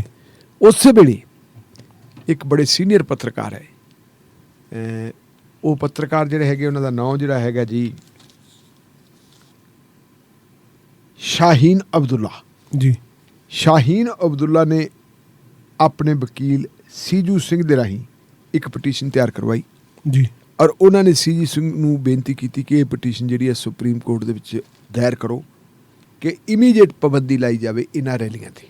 ਜੀ ਜਿਹੜੀਆਂ ਰੈਲੀਆਂ ਕੀਤੀਆਂ ਜਾ ਰਹੀਆਂ ਇਹਨਾਂ ਦੇ ਵਿੱਚ ਨਫ਼ਰਤ ਵਾਲੀ ਭਾਸ਼ਾ ਇਸਤੇਮਾਲ ਹੋਊਗੀ ਔਰ ਇਹਦੇ ਨਾਲ ਨੁਕਸਾਨ ਬਹੁਤ ਜ਼ਿਆਦਾ ਹੋ ਸਕਦਾ, ਤੁਸੀਂ ਇਹ ਗੱਲ ਕਰੋ। ਜੀ ਔਰ ਸੀਜੂ ਸਿੰਘ ਜਿਹੜੇ ਹੈਗੇ ਉਹ ਗਏ ਜਾ ਕੇ ਉਹਨਾਂ ਨੇ ਜਿਹੜਾ ਸੰਬੰਧਿਤ ਬੈਂਚ ਸੀ ਜਿੱਥੇ ਉਹਨਾਂ ਨੂੰ ਸੀ ਕੇਸ ਬੈਂਚ ਦੇ ਅੱਜ ਕੇਸ ਲੱਗ ਸਕਦਾ ਹੈ ਜੀ ਕਿਉਂਕਿ ਕੱਲ੍ਹ ਸੰਵਿਧਾਨਕ ਬੈਂਚ ਬੈਠਾ ਸੀ। ਜੀ ਸੰਵਿਧਾਨਕ ਬੈਂਚ ਦੇ ਵਿੱਚ ਚੀਫ ਜਸਟਿਸ ਸੀ, ਉੱਥੇ ਉਹ ਗਏ ਪਰ ਉਹਨਾਂ ਨੇ ਕਿਹਾ ਜੀ ਨਹੀਂ ਅਸੀਂ ਨਹੀਂ ਇਹਦੇ 'ਚ ਕੁਝ ਕਰ ਸਕਦੇ ਤੇ ਤੁਸੀਂ ਚੀਫ ਜਸਟਿਸ ਸਾਹਿਬ ਨਾਲ ਹੀ ਗੱਲ ਕਰੋ। ਜੀ ਫਿਰ ਉਹ ਚੀਫ ਜਸਟਿਸ ਸਾਹਿਬ ਨੂੰ ਮਿਲਦੇ ਤੇ ਉਹਨਾਂ ਨੂੰ ਕਿਹਾ, ਉਹਨਾਂ ਨੇ ਚੰਦਰਾਚੂੜ ਸਾਹਿਬ ਨੂੰ ਕਿ ਸ਼੍ਰੀਮਾਨ ਜੀ ਆਹ ਮਾਮਲਾ ਬੜਾ ਜ਼ਰੂਰੀ ਹੈ, ਇਹ 'ਤੇ ਵਿਚਾਰ ਕਰੋ। ਚੰਦਰਾਚੂੜ ਸਾਹਿਬ ਕਹਿੰਦੇ ਵੀ ਗੱਲ ਇਹ ਮੈਂ ਸੰਵਿਧਾਨਕ ਬੈਂਚ 'ਚ ਬੈਠਾ ਤੇ ਕੋਈ ਗੱਲ ਨਹੀਂ, ਤੁਸੀਂ ਅਸੀਂ 'ਤੇ ਵਿਚਾਰ ਕਰਦੇ। ਫਿਰ ਉਹਨਾਂ ਨੇ ਆਪਣੇ ਵਿੱਚੋਂ ਉੱਠ ਕੇ ਆਪਣੇ ਦਫ਼ਤਰ ਦੇ ਵਿੱਚ ਗਏ, ਆਪਣੇ ਕੋਈ ਸੀਨੀਅਰ ਸਾਥੀਆਂ ਦੇ ਨਾਲ ਰਹਿ ਕੀਤੀ। ਰਹਿ ਕਰਨ ਤੋਂ ਬਾਅਦ ਫਿਰ ਉਹਨਾਂ ਨੇ ਮਹਿਸੂਸ ਕੀਤਾ ਕਿ ਇਹ ਜਿਹੜੀ ਹੈਗੀ ਇਹ ਮਾਮਲਾ ਉਹਨਾਂ ਜੱਜ ਸਾਹਿਬਾਨ ਨੂੰ ਹੀ ਸੌਂਪ ਦਿੱਤਾ ਜਾਵੇ ਜਿਨ੍ਹਾਂ ਨੇ ਪਹਿਲਾਂ ਨਫ਼ਰਤੀ ਭਾਸ਼ਣ ਬਾਰੇ ਇਹਦੇ 'ਤੇ ਡਾਇਰੈਕਸ਼ਨ ਦਿੱਤੀ ਹੈ। ਜੀ ਉਹਦੇ ਦਲਵੀਰ ਜੀ ਫਿਰ ਉਹਨਾਂ ਨੇ ਇੱਕ ਨਵਾਂ ਬੈਂਚ ਹੈ ਜਿਹੜਾ ਉਹ ਗਠਿਤ ਕੀਤਾ 2 ਜੱਜ ਸਾਹਿਬਾਨ 'ਤੇ ਆਧਾਰਿਤ। ਉਹਨਾਂ ਦੇ ਵਿੱਚੋਂ ਇੱਕ ਜਿਹੜੇ ਹੈਗੇ ਆ ਜੀ ਜਸਟਿਸ ਸੰਜੀਵ ਖੰਨਾ ਤੇ ਦੂਜੇ ਹੈ ਜਸਟਿਸ SV ਭੱਟੀ। ਜੀ ਇਹਨਾਂ ਦੋਨਾਂ ਨੂੰ ਕਿਹਾ ਕਿ ਤੁਸੀਂ ਜੀ ਇਸ ਮਾਮਲੇ 'ਤੇ ਇਮੀਡੀਏਟ ਸੁਣਵਾਈ ਕਰੋ ਔਰ ਫਿਰ ਉਹਦੇ 'ਤੇ ਇਮੀਡੀਏਟ ਸੁਣਵਾਈ ਹੋਈ ਹੈ। ਜੀ ਸੁਪਰੀਮ ਕੋਰਟ ਦਾ ਜਿਹੜਾ ਮੈਂ ਸਮਝਦਾ ਵੀ ਕੱਲ੍ਹ ਜਿਹੜੀ ਸੁਪਰੀਮ ਕੋਰਟ ਦਾ ਵਰਡਿਕਟ ਆਇਆ ਜਾਂ ਜਿਹੜਾ ਉਹਨਾਂ ਨੇ ਹੁਕਮ ਜਾਰੀ ਕੀਤਾ ਜਾਂ ਹਦਾਇਤ ਕੀਤੀ ਹੈ ਉਹ ਬੜੀ ਮਤਲਬ ਜਿਹੜੀ ਹੈਗੀ ਹੈ ਬੈਲੈਂਸਡ ਹੈ। ਜੀ ਉਹਨਾਂ ਨੇ ਕਿਹਾ ਕਿ ਕਨਸਟੀਟਿਊਸ਼ਨ ਅਧਿਕਾਰ ਦਿੰਦਾ ਹਰ ਬੰਦੇ ਨੂੰ ਜੀ ਕਿ ਜੇ ਉਹਨੇ ਕੋਈ ਆਪਣਾ ਪ੍ਰੋਟੈਸਟ ਕਰਨਾ ਉਹ ਕਰ ਸਕਦਾ ਹੈ। ਕਿਸੇ ਚੀਜ਼ ਨੂੰ ਤੁਸੀਂ ਚੰਗਾ ਸਮਝਦੇ ਹੋ, ਮੈਂ ਮਾੜਾ ਸਮਝਦਾ, ਤੁਸੀਂ ਕਹੋਗੇ ਮੈਂ ਠੀਕ ਹੈ, ਮੈਂ ਉਹਦੇ 'ਤੇ ਰੋਸ ਪ੍ਰਗਟ ਕਰਨੇ। ਉਹ ਕਹਿੰਦੇ ਸੰਵਿਧਾਨ ਜਿਹੜਾ ਹੈਗਾ ਇਹ ਹਰ ਬੰਦੇ ਨੂੰ ਅਧਿਕਾਰ ਦਿੰਦਾ ਹੈ। ਇਸ ਲਈ ਜੇ ਕੋਈ ਸੰਸਥਾ ਜੇ ਕੋਈ ਆਰਗੇਨਾਈਜੇਸ਼ਨ ਪ੍ਰੋਟੈਸਟ ਕਰਨਾ ਚਾਹੁੰਦੀ ਹੈ, ਕਿਸੇ ਕਿਸਮ ਦਾ ਇਕੱਠ ਕਰਨਾ ਚਾਹੁੰਦੀ ਹੈ, ਜਨਤਕ ਇਕੱਤਰਤਾ ਕਰਨਾ ਚਾਹੁੰਦੀ ਹੈ ਤਾਂ ਉਹਨੂੰ ਕਰਨ ਦਾ ਹੱਕ ਹੈ। ਜੀ ਪਰ ਅਗਲੀ ਗੱਲ ਉਹਨਾਂ ਨੇ ਕਹਿਤਾ ਕਿ ਇਹ ਜਿਹੜੀ ਹੈ ਸਰਕਾਰ ਦੀ ਜ਼ਿੰਮੇਵਾਰੀ ਹੈ ਜੀ ਕਿ ਸਰਕਾਰ ਉੱਥੇ ਕਿਸੇ ਕਿਸਮ ਦਾ ਨਫ਼ਰਤੀ ਭਾਸ਼ਣ ਨਾ ਹੋਣ ਦੇਵੇ। ਜੀ ਸੁਰੱਖਿਆ ਦੇ ਪੂਰੇ ਪ੍ਰਬੰਧ ਕੀਤੇ ਜਾਣ, ਕਿਸੇ ਕਿਸਮ ਦੀ ਭੰਨ ਤੋੜ ਨਾ ਹੋਵੇ। ਜਿਹੜੇ ਲੋਕਾਂ ਨੇ ਉੱਥੇ ਭਾਸ਼ਣ ਕਰਨੇ ਹੈ ਉਹ ਭਾਸ਼ਣ ਜਿਹੜੇ ਹੈਗੇ ਹੈ ਉਹਨਾਂ ਭਾਸ਼ਣਾਂ ਦੀ ਰਿਕਾਰਡਿੰਗ ਹੋਣੀ ਚਾਹੀਦੀ ਹੈ ਔਰ CCTV ਕੈਮਰੇ ਲੱਗਣੇ ਚਾਹੀਦੇ ਆ। ਇਹਨਾਂ ਸਾਰੀਆਂ ਜਿਹੜੀਆਂ ਨਾਜ਼ੁਕ ਥਾਵਾਂ ਜਿੱਥੋਂ ਦੀ ਉਹਨਾਂ ਨੇ ਲੰਘਣਾ ਹੈ ਜੀ ਨਿਗਰਾਨੀ ਹੋਣੀ ਚਾਹੀਦੀ ਹੈ। ਇਹ ਸਟੇਟ ਦੀ ਜ਼ਿੰਮੇਵਾਰੀ ਹੈ। ਜੀ ਇਹ ਸਟੇਟ ਜ਼ਿੰਮੇਵਾਰੀ ਦੇ ਵਾਸਤੇ ਇਹ ਨਹੀਂ ਕਿ ਜੋ ਕੁਛ ਨੂੰਹ ਦੇ ਵਿੱਚ ਹੋ ਗਿਆ ਤੇ ਉਹ ਨੂੰਹ ਦੇ ਵਿੱਚ ਹੋਇਆ, ਬੰਦੇ 4 ਮਸਟੰਡੇ ਆਏ, ਉਹਨਾਂ ਨੇ ਉੱਥੇ ਆ ਕੇ ਲੋਕਾਂ ਨੂੰ ਪ੍ਰਵੋਕ ਕੀਤਾ। ਪ੍ਰਵੋਕ ਕਰਨ ਦਾ ਨਤੀਜਾ ਹੈ ਕਿ 2 ਭਾਈਚਾਰੇ ਆਪਸ ਵਿੱਚ ਟਕਰਾ ਗਏ, ਜੀ 6 ਕੀਮਤੀ ਜਾਨਾਂ ਚਲੀਆਂ ਗਈਆਂ ਤੇ ਜਿਹੜੀਆਂ ਗੱਡੀਆਂ ਦਾ ਨੁਕਸਾਨ ਹੋਇਆ, ਭੰਨ ਤੋੜ ਹੋਈ ਆ, ਉਹ ਇੱਕ ਵੱਖਰੀ ਗੱਲ ਹੈ। ਸਾਰਾ ਜਿਹੜਾ ਹੈਗਾ ਮਾਮਲਾ ਸਟੈਂਡ ਸਟਿਲ ਹੋਇਆ ਪਿਆ ਇਸ ਵੇਲੇ। ਸੋ ਕੁੱਲ ਮਿਲਾ ਕੇ ਮੈਨੂੰ ਲੱਗਦੀ ਹੈ ਵੀ ਜਿਹੜਾ ਸੁਪਰੀਮ ਕੋਰਟ ਨੇ ਕਿਹਾ ਉਹ ਠੀਕ ਕਿਹਾ ਔਰ ਸ਼ਾਂਤੀ ਦੇ ਨਾਲ ਕੱਲ੍ਹ ਵਾਲਾ ਦਿਨ ਨਿਬੜ ਗਿਆ। ਜੀ ਪ੍ਰੋਟੈਸਟ ਵਗੈਰਾ ਹੁੰਦੇ ਰਹਿਣਗੇ ਪਰ ਜਿਹੜਾ ਸੁਪਰੀਮ ਕੋਰਟ ਨੇ ਇਹ ਹਦਾਇਤ ਦਿੱਤੀ ਸੀ ਉਹ ਠੀਕ ਹਦਾਇਤ ਦਿੱਤੀ ਹੈ। ਮੈਂ ਕਹੂੰਗਾ ਕਿ ਸੁਪਰੀਮ ਕੋਰਟ ਦਾ ਬਿਲਕੁਲ ਇਹ ਵੈਲਿਸਡ ਜਿਹੜਾ ਸੀ ਉਹ ਹਦਾਇਤਨਾਮਾ ਸੀ। ਜੀ ਇੱਕ ਹੋਰ ਸੁਣਵਾਈ ਜਿਹੜੀ ਹੈ ਰੈਗੂਲਰ ਚੱਲੂਗੀ ਜੀ ਸੰਵਿਧਾਨਕ ਬੈਂਚ ਵੱਲੋਂ। ਇਹ ਵੀ ਧਾਰਾ 370 ਤੇ ਰੈਗੂਲਰ ਸੁਣਵਾਈ ਦੀ ਗੱਲ ਕੀਤੀ ਗਈ ਹੈ। ਕੀ ਪੂਰਾ ਮਾਮਲਾ ਕਿੱਥੇ ਖੜਾ ਜੀ?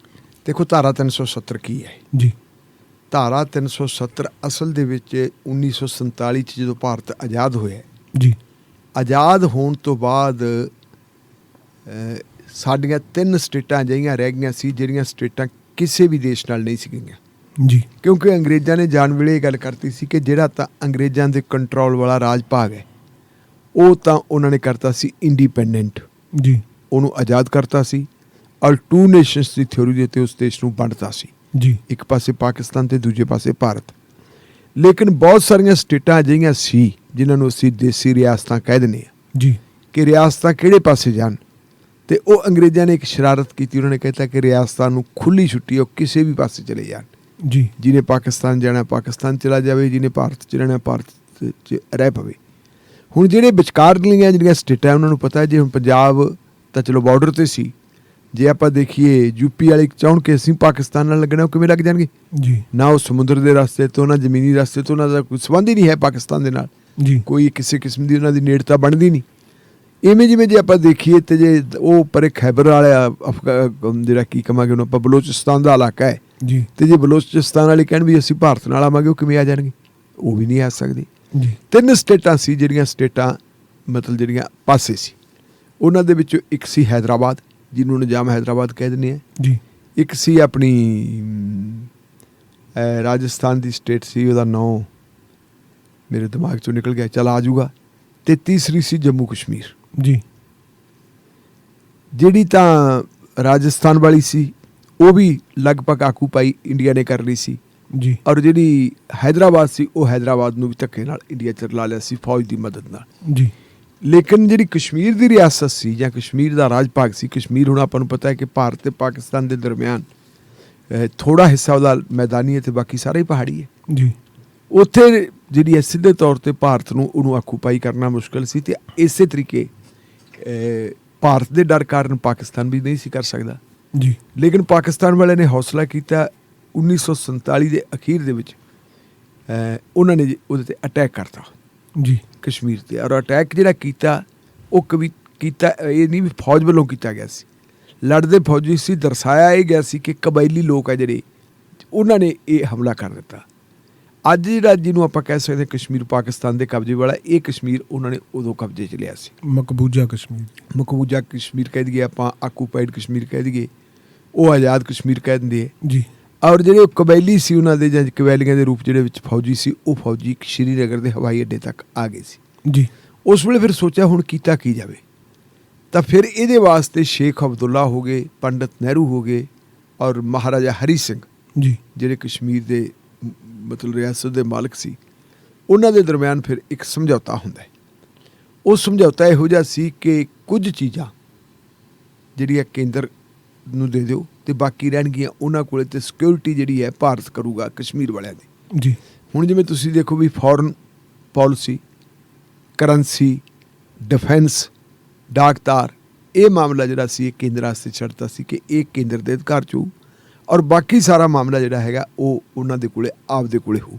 ਮਤਲਬ ਸੁਰੱਖਿਆ ਦੀ ਗਰੰਟੀ ਉਹਨਾਂ ਨੇ ਭਾਰਤ ਤੋਂ ਲੈ ਲਈ ਅਤੇ ਭਾਰਤ ਨਾਲ ਇੱਕ ਰਲੇਵਾਂ ਕਰ ਲਿਆ। ਜੀ। ਰਲੇਵੇਂ ਵਾਸਤੇ ਜਿਹੜੀਆਂ ਸ਼ਰਤਾਂ ਲੱਗੀਆਂ ਸੀ ਉਹਨੂੰ ਇੱਕ ਇਕਰਾਰਨਾਮਾ ਕਹਿ ਸਕਦੇ ਹਾਂ, ਆਪਾਂ ਕਰਾਰ ਕਹਿ ਸਕਦੇ ਹਾਂ। ਜੀ। ਉਹਦੇ ਵਿੱਚ ਫਿਰ ਇਹ ਹੋ ਗਿਆ ਕਿ ਇਹਨਾਂ ਨੂੰ ਇੱਕ ਜਿਹੜਾ ਹੈਗਾ ਵਿਸ਼ੇਸ਼ ਕਿਸਮ ਦਾ ਦਰਜਾ ਦਿੱਤਾ ਜਾਵੇ, ਆਹੀ ਦਰਜਾ ਕਿ ਇੰਡੀਪੈਂਡੈਂਟ ਸਟੇਟ ਹੈ। ਹੁਣ ਤੁਸੀਂ ਦੇਖੋਗੇ ਕਸ਼ਮੀਰ ਦੇ ਵਿੱਚ ਜਿਹੜਾ ਹੈਗਾ ਇੱਕ ਤਿਰੰਗਾ ਝੰਡਾ ਜਿਹੜਾ ਕੌਮੀ ਝੰਡਾ ਹੈ, ਇੱਕ ਕਸ਼ਮੀਰੀ ਰਿਆਸਤ ਦਾ ਝੰਡਾ ਉੱਥੇ ਬਰਾਬਰ ਚੜ੍ਹਦਾ ਹੁੰਦਾ। ਜੀ। ਇਸੇ ਤਰੀਕੇ ਜਿਹੜਾ ਹੈਗਾ ਇੱਥੇ ਆਪਣੇ ਜਿਹੜਾ ਹੈਗਾ ਪ੍ਰਧਾਨ ਮੰਤਰੀ ਕਹਿ ਦਿੰਦੇ ਹੈ, ਉਹ ਵਜ਼ੀਰੇ ਆਜ਼ਮ ਕਹਿ ਦਿੰਦੇ ਸੀ, ਉੱਥੇ ਵਜ਼ੀਰੇ ਆਜ਼ਮ ਹੁੰਦਾ ਸੀ। ਜੀ। ਆਪਣੇ ਰਾਸ਼ਟਰਪਤੀ ਕਹਿ ਦਿੰਦੇ, ਉਹ ਸਦਰੇ ਰਿਆਸਤ ਕਹਿ ਦਿੰਦੇ ਸੀ। ਜੀ। ਉੱਥੇ ਰਾਸ਼ਟਰਪਤੀ ਵੀ ਸੀ ਉਹਨਾਂ ਦਾ ਪ੍ਰਧਾਨ ਮੰਤਰੀ ਵੀ ਸੀ, ਜਿਵੇਂ ਆਪਣੇ ਹੁੰਦਾ।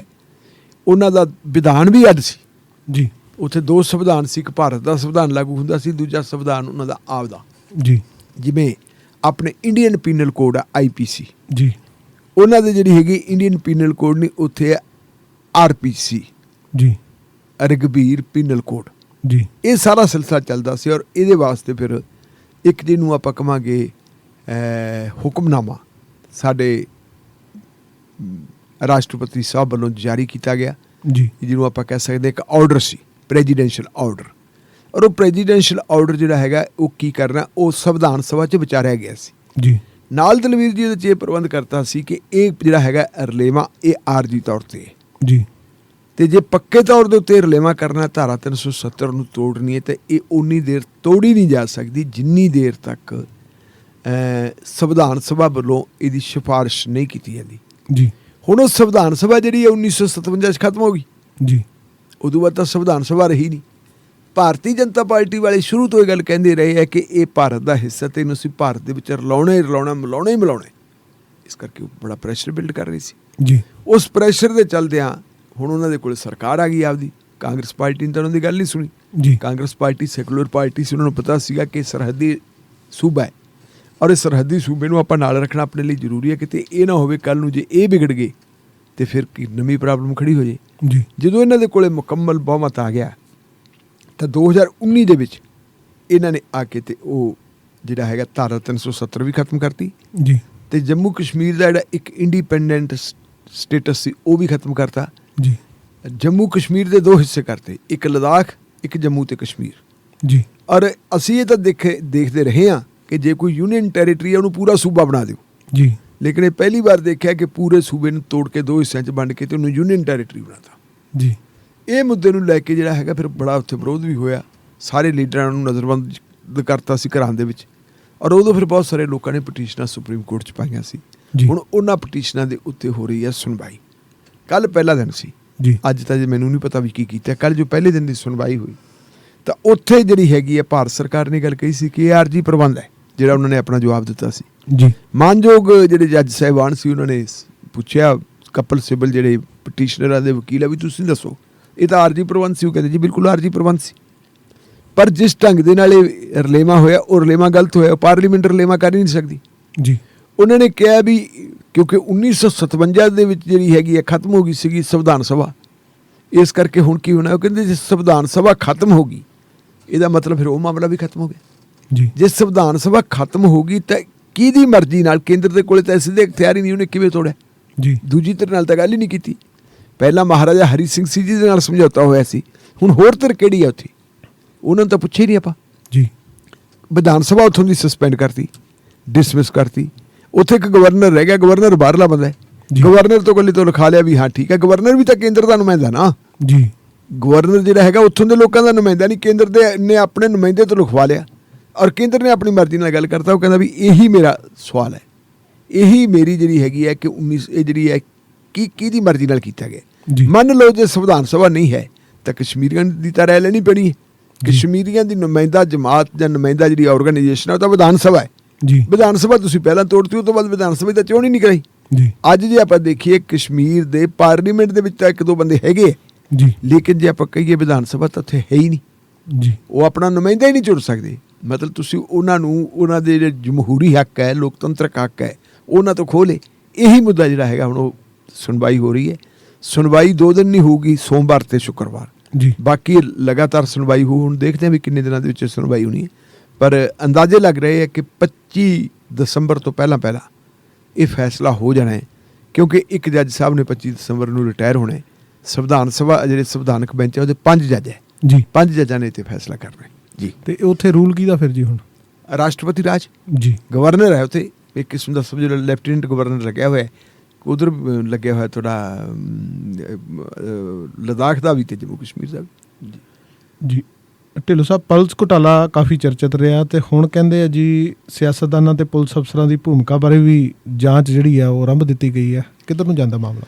ਅਸਲ ਦੇ ਵਿੱਚ ਪਰਲ ਦਾ ਮਾਮਲਾ ਤਾਂ ਬਹੁਤ ਪੁਰਾਣਾ ਹੈ। ਹਜ਼ਾਰਾਂ ਕਰੋੜ ਰੁਪਈਆ ਲੋਕਾਂ ਤੋਂ ਇਕੱਤਰ ਕਰ ਲਿਆ ਤੇ ਇਕੱਤਰ ਕਰਕੇ ਉਸ ਦੀਆਂ ਮੋਟੀਆਂ ਜਾਇਦਾਦਾਂ ਬਣਾ ਲਈਆਂ ਮਾਲਕਾਂ ਨੇ ਜਿਹੜੇ ਪਰਲ ਦੇ ਸੰਚਾਲਕ ਸੀ। ਜੀ। ਔਰ ਲੋਕ ਜਿਹੜੇ ਹੈਗੇ ਬਹੁਤ ਸਾਰੇ, ਜਿਹੜੇ ਲਗਭਗ ਬਹੁਤ ਸਾਰੇ ਕਿ ਜ਼ਿਆਦਾਤਰ ਲੋਕ ਲੁੱਟੇ ਪੁੱਟੇ ਗਏ। ਕਈ ਨੇ ਤਾਂ ਉਹਨਾਂ ਦੇ ਵਿੱਚੋਂ ਅੱਲਾ ਨੂੰ ਪਿਆਰੇ ਵੀ ਹੋ ਗਏ। ਜੀ। ਕੁਛ ਲੋਕਾਂ ਨੇ ਖੁਦਕਸ਼ੀਆਂ ਕਰ ਲਈਆਂ, ਕੁਛ ਸਦਮਾ ਨਾ ਸਹਾਰਦੇ ਹੋਏ ਚਲੇ ਗਏ। ਇਹ ਮਾਮਲਾ ਪਹਿਲਾਂ ਵੀ ਸੁਪਰੀਮ ਕੋਰਟ 'ਚ ਆ ਚੁੱਕਿਆ ਸੀ ਤੇ ਸੁਪਰੀਮ ਕੋਰਟ ਨੇ ਇਹਦੀ ਇਨਕੁਆਇਰੀ ਹੈ ਜਿਹੜੀ ਉਹ CBI ਨੂੰ ਦੇਤੀ ਸੀ। ਨਾਲ ਸੁਪਰੀਮ ਕੋਰਟ ਨੇ ਇੱਕ ਲੋਢਾ ਕਮੇਟੀ ਬਣਾਤੀ ਸੀ ਕਿ ਜਿਹੜੀ ਪ੍ਰਾਪਰਟੀ ਹੈ ਉਹ ਪ੍ਰਾਪਰਟੀ ਵੇਚ ਕੇ ਜਿਹੜੇ ਜਿਨ੍ਹਾਂ ਨੇ ਪੈਸਾ ਇਨਵੈਸਟ ਕੀਤਾ ਹੈ ਉਹਨਾਂ ਦਾ ਪੈਸਾ ਵਾਪਸ ਮੋੜਿਆ ਜਾਵੇ। ਜੀ। ਪਰ ਉਹ ਜਿਵੇਂ ਹੁੰਦੇ ਵੀ ਉਹ ਗੋਗਲੂਆਂ ਤੋਂ ਮਿੱਟੀ ਝਾੜਨ ਵਾਲੀ ਗੱਲ, ਕੰਮ ਹੌਲੀ ਹੌਲੀ ਜਿਹੜਾ ਤੁਰਿਆ ਫਿਰਦਾ, ਗੱਲ ਕੋਈ ਹੋਈ ਨਹੀਂ। ਨਿਰਮਲ ਸਿੰਘ ਭੰਗੂ ਜਿਹੜਾ ਉਹਦਾ ਮਾਲਕ ਸੀ ਉਹ ਅੰਦਰ ਬੈਠਾ ਹੈ।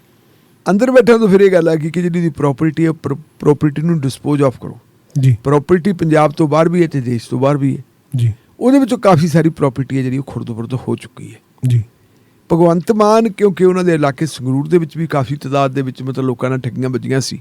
ਜੀ। ਔਰ ਜਦੋਂ ਪਾਰਲੀਮੈਂਟ ਦੀ ਚੋਣ ਲੜਦੇ ਹੁੰਦੇ ਸੀ ਉਦੋਂ ਵੀ ਲੋਕ ਉਹਨਾਂ ਦੇ ਸਾਹਮਣੇ ਮਸਲਾ ਰੱਖਦੇ ਸੀ। ਉਹ ਜ਼ਮੀਨ ਨਾਲ ਜੁੜੇ ਬੰਦੇ, ਉਹਨਾਂ ਨੂੰ ਪਤਾ ਸੀ ਵੀ ਇਹ ਪ੍ਰੋਬਲਮ ਹੈਗੀ ਹੈ। ਜੀ। ਔਰ ਜਦੋਂ ਉਹਨਾਂ ਨੇ ਵਿਧਾਨ ਸਭਾ ਦੀ ਚੋਣ ਲੜੀ ਤਾਂ ਫਿਰ ਵੀ ਵਿਧਾਨ ਸਭਾ ਵੇਲੇ ਵੀ ਉਹਨਾਂ ਨੇ ਲੋਕਾਂ ਨਾਲ ਇਹ ਪ੍ਰੋਮਿਸ ਕੀਤਾ ਸੀ, ਵਾਅਦਾ ਕੀਤਾ ਸੀ ਕਿ ਜੇ ਸੱਤਾ 'ਚ ਆ ਗਏ ਤਾਂ ਭਾਈ ਅਸੀਂ ਤੁਹਾਨੂੰ ਇਨਸਾਫ ਦੇਵਾਂਗੇ। ਜੀ। ਹੁਣ ਉਹਨਾਂ ਨੇ ਇਹ ਮਾਮਲਾ ਚੱਕ ਕੇ ਦਿੱਤਾ ਵਿਜੀਲੈਂਸ ਨੂੰ। ਜੀ। ਵਿਜੀਲੈਂਸ ਵਾਲਿਆਂ ਨੂੰ ਕਹਿਤਾ ਵੀ ਤੁਸੀਂ ਕਰੋ ਪੜਤਾਲ ਕਿ ਇਹਨਾਂ ਦੀ ਜਿੰਨੀ ਵੀ ਪ੍ਰਾਪਰਟੀ ਹੈਗੀ ਹੈ ਇਹਨੂੰ ਪਹਿਲਾਂ ਇਹਨੂੰ ਟਰੇਸ ਕਰੋ ਔਰ ਟਰੇਸ ਕਰਕੇ ਉਸ ਪ੍ਰਾਪਰਟੀ ਨੂੰ ਫਿਰ ਉਹਨੂੰ ਇੱਕ ਤਰੀਕੇ ਦੇ ਨਾਲ ਪਹਿਲਾਂ ਉਹਦੀ ਅਟੈਚਮੈਂਟ ਕਰਕੇ ਤੇ ਫਿਰ ਉਹਨੂੰ ਵੇਚ ਕੇ ਪ੍ਰਵਾਨਗੀ ਵਗੈਰਾ ਜੋ ਕੇਂਦਰੀ ਏਜੰਸੀਆਂ ਲੋਢਾ ਕਮੇਟੀ ਤੋਂ ਲੈ ਕੇ ਤੇ ਲੋਕਾਂ ਨੂੰ ਪੈਸੇ ਮੋੜ ਗਏ। ਜੀ। ਦਲਵੀਰ ਜੀ, ਹੁਣ ਇਹ ਮਾਮਲਾ ਜਦੋਂ ਚਲਾ ਗਿਆ ਵਿਜੀਲੈਂਸ ਵਾਲੇ ਦੇ ਕੋਲ ਤੇ ਵਿਜੀਲੈਂਸ ਵਾਲਿਆਂ ਨੇ ਦੇਖਿਆ, ਉਹਨਾਂ ਦੀਆਂ ਵੀ ਅੱਖਾਂ ਟੱਡੀਆਂ ਰਹਿ ਗਈਆਂ ਵੀ ਆਹ ਕੀ ਹੋ ਗਿਆ। ਜੀ। ਜ਼ਮੀਨ ਦਾ ਕਾਫੀ ਵੱਡਾ ਹਿੱਸਾ ਮਤਲਬ ਸੈਂਕੜੇ ਕਰੋੜ ਰੁਪਏ ਦੀ ਪ੍ਰਾਪਰਟੀ ਹੈ ਜਿਹੜੀ ਖੁਰਦ-ਬੁਰਦ ਕੀਤੀ ਜਾ ਚੁੱਕੀ ਹੈ। ਜੀ। ਔਰ ਜਿਨ੍ਹਾਂ ਬੰਦਿਆਂ ਦੇ ਨਾਂ ਆਉਂਦੇ ਖੁਰਦ-ਬੁਰਦ ਕਰਨ ਵਾਲੇ, ਉਹਨਾਂ 'ਚ ਕਹਿੰਦੇ ਇੱਕ ਤਾਂ ਰਿਟਾਇਰਡ ਪੁਲਿਸ ਅਫਸਰ ਹੈ ਕੋਈ। ਜੀ। ਇੱਕ ਜਿਹੜਾ ਹੈਗਾ ਸੀਨੀਅਰ IPS ਅਫਸਰ ਹੈ। ਜੀ। ਔਰ ਇੱਕ ਜਿਹੜੀ ਪਿਛਲੀ ਕਾਂਗਰਸੀ ਸਰਕਾਰ ਸੀ ਉਹਦੇ ਨਾਲ ਸੰਬੰਧਿਤ ਇੱਕ ਵਜ਼ੀਰ ਹੈ। ਜੀ। ਹੁਣ ਨਾ ਤਾਂ ਵਿਜੀਲੈਂਸ ਵਾਲਿਆਂ ਨੇ ਦਿੱਤਾ ਨਹੀਂ ਕਿਸੇ ਦਾ, ਅੰਦਾਜ਼ੇ ਲਾਏ ਜਾ ਸਕਦੇ ਕਿ ਕੌਣ ਕੀ ਕੁਛ ਹੈ। ਜੀ। ਪਰ ਇਸ਼ਾਰਿਆਂ ਦੇ ਵਿੱਚ ਉਹਨਾਂ ਨੇ ਕਹਿਤਾ ਕਿ ਹੁਣ ਅਸੀਂ ਜ਼ਿਲ੍ਹਿਆਂ ਦੇ ਵਿੱਚੋਂ ਸਾਰੇ ਥਾਵਾਂ ਤੋਂ ਰਿਪੋਰਟਾਂ ਮੰਗਵਾ ਲਈਆਂ ਤੇ ਰਿਪੋਰਟਾਂ ਪਹੁੰਚਣੀਆਂ ਵੀ ਸ਼ੁਰੂ ਹੋ ਗਈਆਂ। ਜੀ ਉਹਨਾਂ ਦੇ ਆਧਾਰ ਦੇ ਉੱਤੇ ਜਿਹੜੇ ਦੋਸ਼ੀ ਆ ਉਹਨਾਂ ਨੂੰ ਫੜ ਕੇ ਹੁਣ ਉਹਨਾਂ ਦੇ ਖਿਲਾਫ ਕਾਰਵਾਈ ਕਰਾਂਗੇ। ਜੀ ਜੋ ਆਪਾਂ ਨੂੰ ਜਾਣਕਾਰੀ ਮਿਲੀ ਹੈ ਉਹਨਾਂ ਦੇ ਵਿੱਚੋਂ ਇੱਕ ਤਾਂ ਰਿਟਾਇਰਡ ਜਿਹੜਾ ਹੈਗਾ IPS ਅਫਸਰ ਉਹ ਰਿਸ਼ਤੇਦਾਰੀ ਹੈ ਜੀ ਉਸ ਪਰਿਵਾਰ ਦਾ, ਉਹ ਤਾਂ ਮੈਨੂੰ ਉਹਦੇ ਉੱਤੇ ਲੱਗਦੀ ਹੈ ਨਿਗਾਹ ਵੀ ਸ਼ਾਇਦ ਉਧਰ ਨੂੰ ਗੱਲ ਜਾਂਦੀ ਹੋਵੇ। ਜੀ ਦੂਜਾ ਜਿਹੜਾ ਹੈਗਾ ਇੱਕ ਵਜ਼ੀਰ ਦੀ ਗੱਲ ਆਉਂਦੀ ਕਿ ਵਜ਼ੀਰ ਕੌਣ ਹੈ, ਸਾਬਕਾ ਵਜ਼ੀਰ, ਉਹ ਕਹਿੰਦੇ ਮਾਝੇ ਨਾਲ ਰਿਲੇਟਡ ਵਜ਼ੀਰ ਹੈ। ਜੀ ਹੁਣ ਮਾਝੇ ਨਾਲ ਆਪਾਂ ਦੇਖੀਏ ਪਿਛਲੇ ਸਮੇਂ ਦੇ ਵਿੱਚ ਕਿੰਨੇ ਕੁ ਵਜ਼ੀਰ ਸੀ, ਜੀ। ਮੇਰੇ ਖਿਆਲ 3 ਕੁ ਵਜ਼ੀਰ ਸੀਗੇ, ਉਹਨਾਂ ਤਿੰਨਾਂ ਦੇ ਵਿੱਚੋਂ ਇੱਕ ਜਣਾ ਹੈ। ਜੀ ਖੈਰ ਹੋਰ 1-2 ਦਿਨਾਂ ਦੇ ਵਿੱਚ ਪਤਾ ਲੱਗ ਜੂ ਕਿ ਕਿਹਦਾ ਨਾਮ ਬੋਲਦਾ ਹੈ ਜੀ ਤੇ ਫਿਰ ਇਹ ਵਿਜੀਲੈਂਸ ਦੇ ਵਿੱਚ ਮੇਰਾ ਖਿਆਲ ਹੈ ਵੀ ਹੁਣ ਗੁੰਜਾਇਸ਼ ਤਾਂ ਹੈ ਨਹੀਂ ਕੋਈ, ਜੀ ਜਿਹੜਾ ਚੜ ਗਿਆ ਕਿ ਉਹਨੂੰ ਤਾਂ ਟੰਗੇ ਹੀ ਜਾਣੇ। ਜੀ ਰਾਹੁਲ ਗਾਂਧੀ ਕਹਿੰਦੇ ਮਾਨਹਾਨੀ ਕੇਸ ਵਿੱਚ ਮਾਫੀ ਮੰਗਣ ਤੋਂ ਉਹਨਾਂ ਨੇ ਫਿਰ ਨਾ ਕਰਤੀ ਹੈ ਜੀ। ਰਾਹੁਲ ਗਾਂਧੀ ਦਾ ਕੇਸ ਹੈ ਜਿਹੜਾ ਉਹਦੇ ਤੇ ਕੱਲ੍ਹ ਨੂੰ ਸੁਣਵਾਈ ਹੋਣੀ ਹੈ। ਜੀ ਕੱਲ੍ਹ ਨੂੰ ਸੁਣਵਾਈ ਤੋਂ ਪਹਿਲਾਂ ਤੁਹਾਨੂੰ ਪਤਾ ਵੀ ਦੂਜੀ ਧਿਰ ਨੂੰ ਵੀ ਕਿਹਾ ਸੀ ਕਿ ਤੁਸੀਂ ਆਪਣਾ ਐਫੀਡੈਵਿਟ ਦਾਇਰ ਕਰ ਦਿਓ। ਜੀ ਇਹਨਾਂ ਨੂੰ ਵੀ ਕਹਿਤਾ ਸੀ ਕਿ ਜੇ ਤੁਹਾਨੂੰ ਕੋਈ ਇਤਰਾਜ਼ ਆ ਰਾਹੁਲ ਗਾਂਧੀ ਹੋਰਾਂ ਤੇ ਤੁਸੀਂ ਵੀ ਭਾਈ ਆਪਣੀ ਜਿਹੜੀ ਹੈਗੀ ਹੈ ਕੋਈ ਦਾਦ ਫਰਿਆਦ ਕਰਨੀ ਹੈ ਤਾਂ ਉਹ ਲਿਖਤੀ ਰੂਪ ਦੇ ਵਿੱਚ ਕਰ ਲਓ ਸੁਪਰੀਮ ਕੋਰਟ ਦੇ ਸਾਹਮਣੇ ਜੀ ਤੇ ਫਿਰ ਆਪਾਂ ਅੱਗੇ ਗੱਲ ਕਰਾਂਗੇ। ਜਿਹੜਾ ਪ੍ਰੂਨੇਸ਼ ਮੋਦੀ ਹੈ ਜਿਹਨੇ ਰਾਹੁਲ ਗਾਂਧੀ ਦੇ ਖਿਲਾਫ ਕੇਸ ਦਰਜ ਕੀਤਾ ਸੀ, ਜੀ ਉਹਨੇ ਜਿਹੜਾ ਆਪਣਾ ਹਲਫੀਆ ਬਿਆਨ ਦਿੱਤਾ, ਉਹਨੇ ਕਿਹਾ ਜੀ ਇਹ ਬੜਾ ਜਿੱਦੀ ਬੰਦਾ ਹੈ, ਬੜਾ ਆਕੜਖੋਰ ਬੰਦਾ ਹੈ। ਇਹਨੂੰ ਕਹਿੰਦੇ ਅਦਾਲਤ ਨੇ ਕਿਹਾ ਅਸੀਂ ਮਾਫੀ ਮੰਗ ਲੈਣ ਤੇ ਇਹਨੇ ਮਾਫੀ ਨਹੀਂ ਮੰਗੀ। ਇੱਕ ਦੂਜੀ ਗੱਲ ਉਹਨੇ ਇਹ ਗੱਲ ਕਹੀ ਹੈ ਜੀ ਵੀ ਮੈਂ ਮੋਦੀ ਹਾਂ ਤੇ ਮੋਦੀ ਸਮਾਜ ਦੀ ਜਿਹੜੀ ਹੈ ਬੇਇੱਜ਼ਤੀ ਹੋਈ ਹੈ। ਜੀ ਰਾਹੁਲ ਗਾਂਧੀ ਨੇ ਜਿਹੜਾ ਹੁਣ ਉਹਦੇ 'ਚ ਜਵਾਬ ਦਿੱਤਾ, ਰਾਹੁਲ ਗਾਂਧੀ ਨੇ ਕਿਹਾ ਕਿ ਇਹਨੇ ਕਿਹਾ ਇਹ ਆਕੜਵਾਜ ਹੈ, ਹੈਂਕੜਵਾਜ ਹੈ, ਇਹਨੇ ਮੇਰੀ ਕਿਸਮ ਦੀ ਇਨਸਲਟ ਕੀਤੀ ਹੈ, ਮੈਨੂੰ ਇਹਨੇ ਸ਼ਰਾਰਤੀ ਆਦਮੀ ਕਿਹਾ। ਜੀ ਮੈਂ ਕੋਈ ਆਕੜਵਾਜ ਨਹੀਂ, ਕੋਈ ਹੈਂਕੜਵਾਜ ਨਹੀਂ, ਮੈਂ ਆਪਣਾ ਮੁਆਫੀ ਨਹੀਂ ਮੰਗੂਗਾ ਕਿਉਂਕਿ ਮੈਂ ਅਪਰਾਧ ਕੋਈ ਨਹੀਂ ਕੀਤਾ। ਜੀ ਤੇ ਦਲੀਲ ਰਾਹੁਲ ਗਾਂਧੀ ਦੀ ਇਹ ਹੈ ਕਿ ਜਿਹੜਾ ਮੋਦੀ ਹੈ, ਮੋਦੀ ਨੇ ਰਾਹੁਲ ਗਾਂਧੀ ਨੇ 2019 ਦੇ ਵਿੱਚ ਕਰਨਾਟਕਾ 'ਚ ਇੱਕ ਚੋਣ ਰੈਲੀ ਨੂੰ ਸੰਬੋਧਨ ਕਰਦੇ ਇਹ ਗੱਲ ਕਹੀ ਸੀ ਕਿ ਮੈਨੂੰ ਇੱਕ ਸਮਝ ਨਹੀਂ ਆਉਂਦੀ ਉਹ ਨੀਰਵ ਮੋਦੀ ਹੈ, ਮੇਹੁਲ ਚੌਕਸੀ ਹੈ, ਲਲਿਤ ਮੋਦੀ ਹੈ, ਇਹ ਸਾਰੇ ਜਿਹੜੇ ਨਰਿੰਦਰ ਮੋਦੀ ਹੈ ਵੀ ਜਿੰਨੇ ਵੀ ਚੋਰ ਹੈ ਇਹਨਾਂ ਚੋਰਾਂ ਦਾ ਸਰਨੇਮ ਜਿਹੜਾ ਹੈਗਾ ਮੋਦੀ ਕਿਉਂ ਹੈ। ਜੀ ਉਹ ਕਹਿੰਦਾ ਵੀ ਜਿਨ੍ਹਾਂ ਦਾ ਮੈਂ ਨਾਂ ਲਿਆ ਉਹਨਾਂ ਦੇ ਵਿੱਚੋਂ ਤਾਂ ਕਿਸੇ ਨੇ ਕੇਸ ਦਾਇਰ ਹੀ ਨਹੀਂ ਕੀਤਾ। ਪ੍ਰਨੋਸ਼ ਮੋਦੀ ਕਹਿੰਦਾ ਜੀ ਮੈਂ ਮੋਦੀ ਹਾਂ ਜੀ ਤੇ ਇਹਨੇ ਤਾਂ ਮੈਨੂੰ ਬਦਨਾਮ ਕੀਤਾ ਹੈ। ਮੋਦੀ ਨਾ ਸਮਾਜ ਹੈ ਨਾ ਕੋਈ ਮੋਦੀ ਗੋਤ ਹੈ। ਉਹ ਇਹ ਕਹਿੰਦੇ ਮੋਦੀ ਤਾਂ ਬਹੁਤ ਕੁਛ ਹੈ, ਇਹ ਹਿੰਦੂਆਂ 'ਚ ਵੀ ਹੈਗਾ, ਇਹ ਪਾਰਸੀਆਂ 'ਚ ਵੀ ਹੈਗਾ, ਇਹ ਦਲਿਤਾਂ 'ਚ ਵੀ ਹੈਗਾ, ਇਹ ਪਛੜਿਆਂ 'ਚ ਵੀ ਹੈਗਾ। ਜੀ ਇਹ ਜਿਹੜਾ ਹੈਗਾ ਬੰਦਾ ਖਾਮਖਾਏ ਦਾ ਤਾਂ ਮੈਂ ਨਾ ਹੀ ਨਹੀਂ, ਮੈਂ ਜਾਣਦਾ ਹੀ ਕੋਈ ਨਹੀਂ ਜਿਹੜਾ ਇਹਨੇ ਮੈਨੂੰ ਕੀਤਾ ਕਰਾਇਆ। ਸਿਰਫ ਤੇ ਸਿਰਫ ਉਹ ਕਹਿੰਦਾ ਵੀ ਮੈਨੂੰ ਡਿਸਕੁਆਲੀਫਾਈ ਕਰਾਉਣ ਵਾਸਤੇ ਜੀ ਕਿ ਮੇਰੀ ਆਵਾਜ਼ ਹੈ ਜਿਹੜੀ ਉਹ ਪਾਰਲੀਮੈਂਟ ਦੇ ਵਿੱਚ ਨਾ ਜਾ ਸਕੇ, ਇਹਦਾ ਕਰਕੇ ਮੈਨੂੰ ਮੇਰੇ ਖਿਲਾਫ ਕੇਸ ਕੀਤਾ ਔਰ ਪੂਰੀ ਦੀ ਪੂਰੀ 2 ਸਾਲਾਂ ਦੀ ਕੈਦ ਕਰਤੀ ਜਿੰਨੀ ਹੋ ਸਕਦੀ ਸੀ। ਜੀ ਅਗਲੀ ਗੱਲ ਉਹਨਾਂ ਨੇ ਕਿਹਾ ਕਿ ਜੀ ਮੈਂ ਅਪੀਲਾਂ ਕੀਤੀਆਂ, ਸੈਸ਼ਨ ਕੋਰਟ 'ਚ ਕੀਤੀ, ਹਾਈ ਕੋਰਟ 'ਚ ਕੀਤੀ, ਉੱਥੇ ਮੇਰੀਆਂ ਅਪੀਲਾਂ ਡਿਸਮਿਸ ਹੋ ਗਈਆਂ ਔਰ ਹੁਣ ਜਿਹੜੀ ਹੈਗੀ ਹੈ ਮੇਰੀ ਇਹ ਸਜ਼ਾ ਜਿਹੜੀ ਹੈ ਇਹਨੂੰ ਸਟੇ ਕੀਤਾ ਜਾਵੇ ਤਾਂ ਕਿ ਜਿੰਨਾ ਕੁ ਪਾਰਲੀਮੈਂਟ ਦਾ ਸੈਸ਼ਨ ਰਹਿੰਦਾ ਮੈਂ ਪਾਰਲੀਮੈਂਟ ਦੇ ਵਿੱਚ ਜਾ ਕੇ ਲੋਕਾਂ ਦੀ ਗੱਲ ਕਰ ਸਕਾਂ। ਇਹ ਉਹਨਾਂ ਨੇ ਕੀਤੀ। ਜੀ ਢਿੱਲੋਂ ਸਾਹਿਬ, ਅੱਜ ਦੀਆਂ ਚਰਚਿਤ ਖਬਰਾਂ ਤੇ ਤੁਹਾਡੀ ਟਿੱਕਾ ਟਿੱਪਣੀ ਲਈ ਤੁਹਾਡਾ ਬਹੁਤ ਬਹੁਤ ਧੰਨਵਾਦ ਜੀ। ਮਿਹਰਬਾਨੀ ਜੀ। ਦੋਸਤੋ, ਪ੍ਰੋਗਰਾਮ ਚੱਲ ਰਿਹਾ ਸੀ ਸ਼ਮਾਦਾਨ ਤੇ ਸਾਡੇ ਨਾਲ ਸਨ ਸੀਨੀਅਰ ਪੱਤਰਕਾਰ ਬਖਤੌਰ ਸਿੰਘ ਜੀ ਢਿੱਲੋਂ ਤੇ ਇਸ ਦੇ ਨਾਲ ਹੀ ਅੱਜ ਦਾ ਇਹ ਪ੍ਰੋਗਰਾਮ ਸ਼ਮਾਦਾਨ ਮੈਨੂੰ ਦਲਬੀਰ ਸਿੰਘ ਬਰਾੜ ਨੂੰ ਇੱਥੇ ਹੀ ਖਤਮ ਕਰਨ ਦੀ ਦਿਓ ਆਗਿਆ ਤੇ ਜੁੜੇ ਰਹੋ ਰੇਡੀਓ ਪੰਜਾਬ ਟੂਡੇ ਦੇ ਬਾਕੀ ਰਹਿੰਦੇ ਪ੍ਰੋਗਰਾਮਾਂ ਦੇ ਨਾਲ। ਰੱਬ ਰਾਖਾ।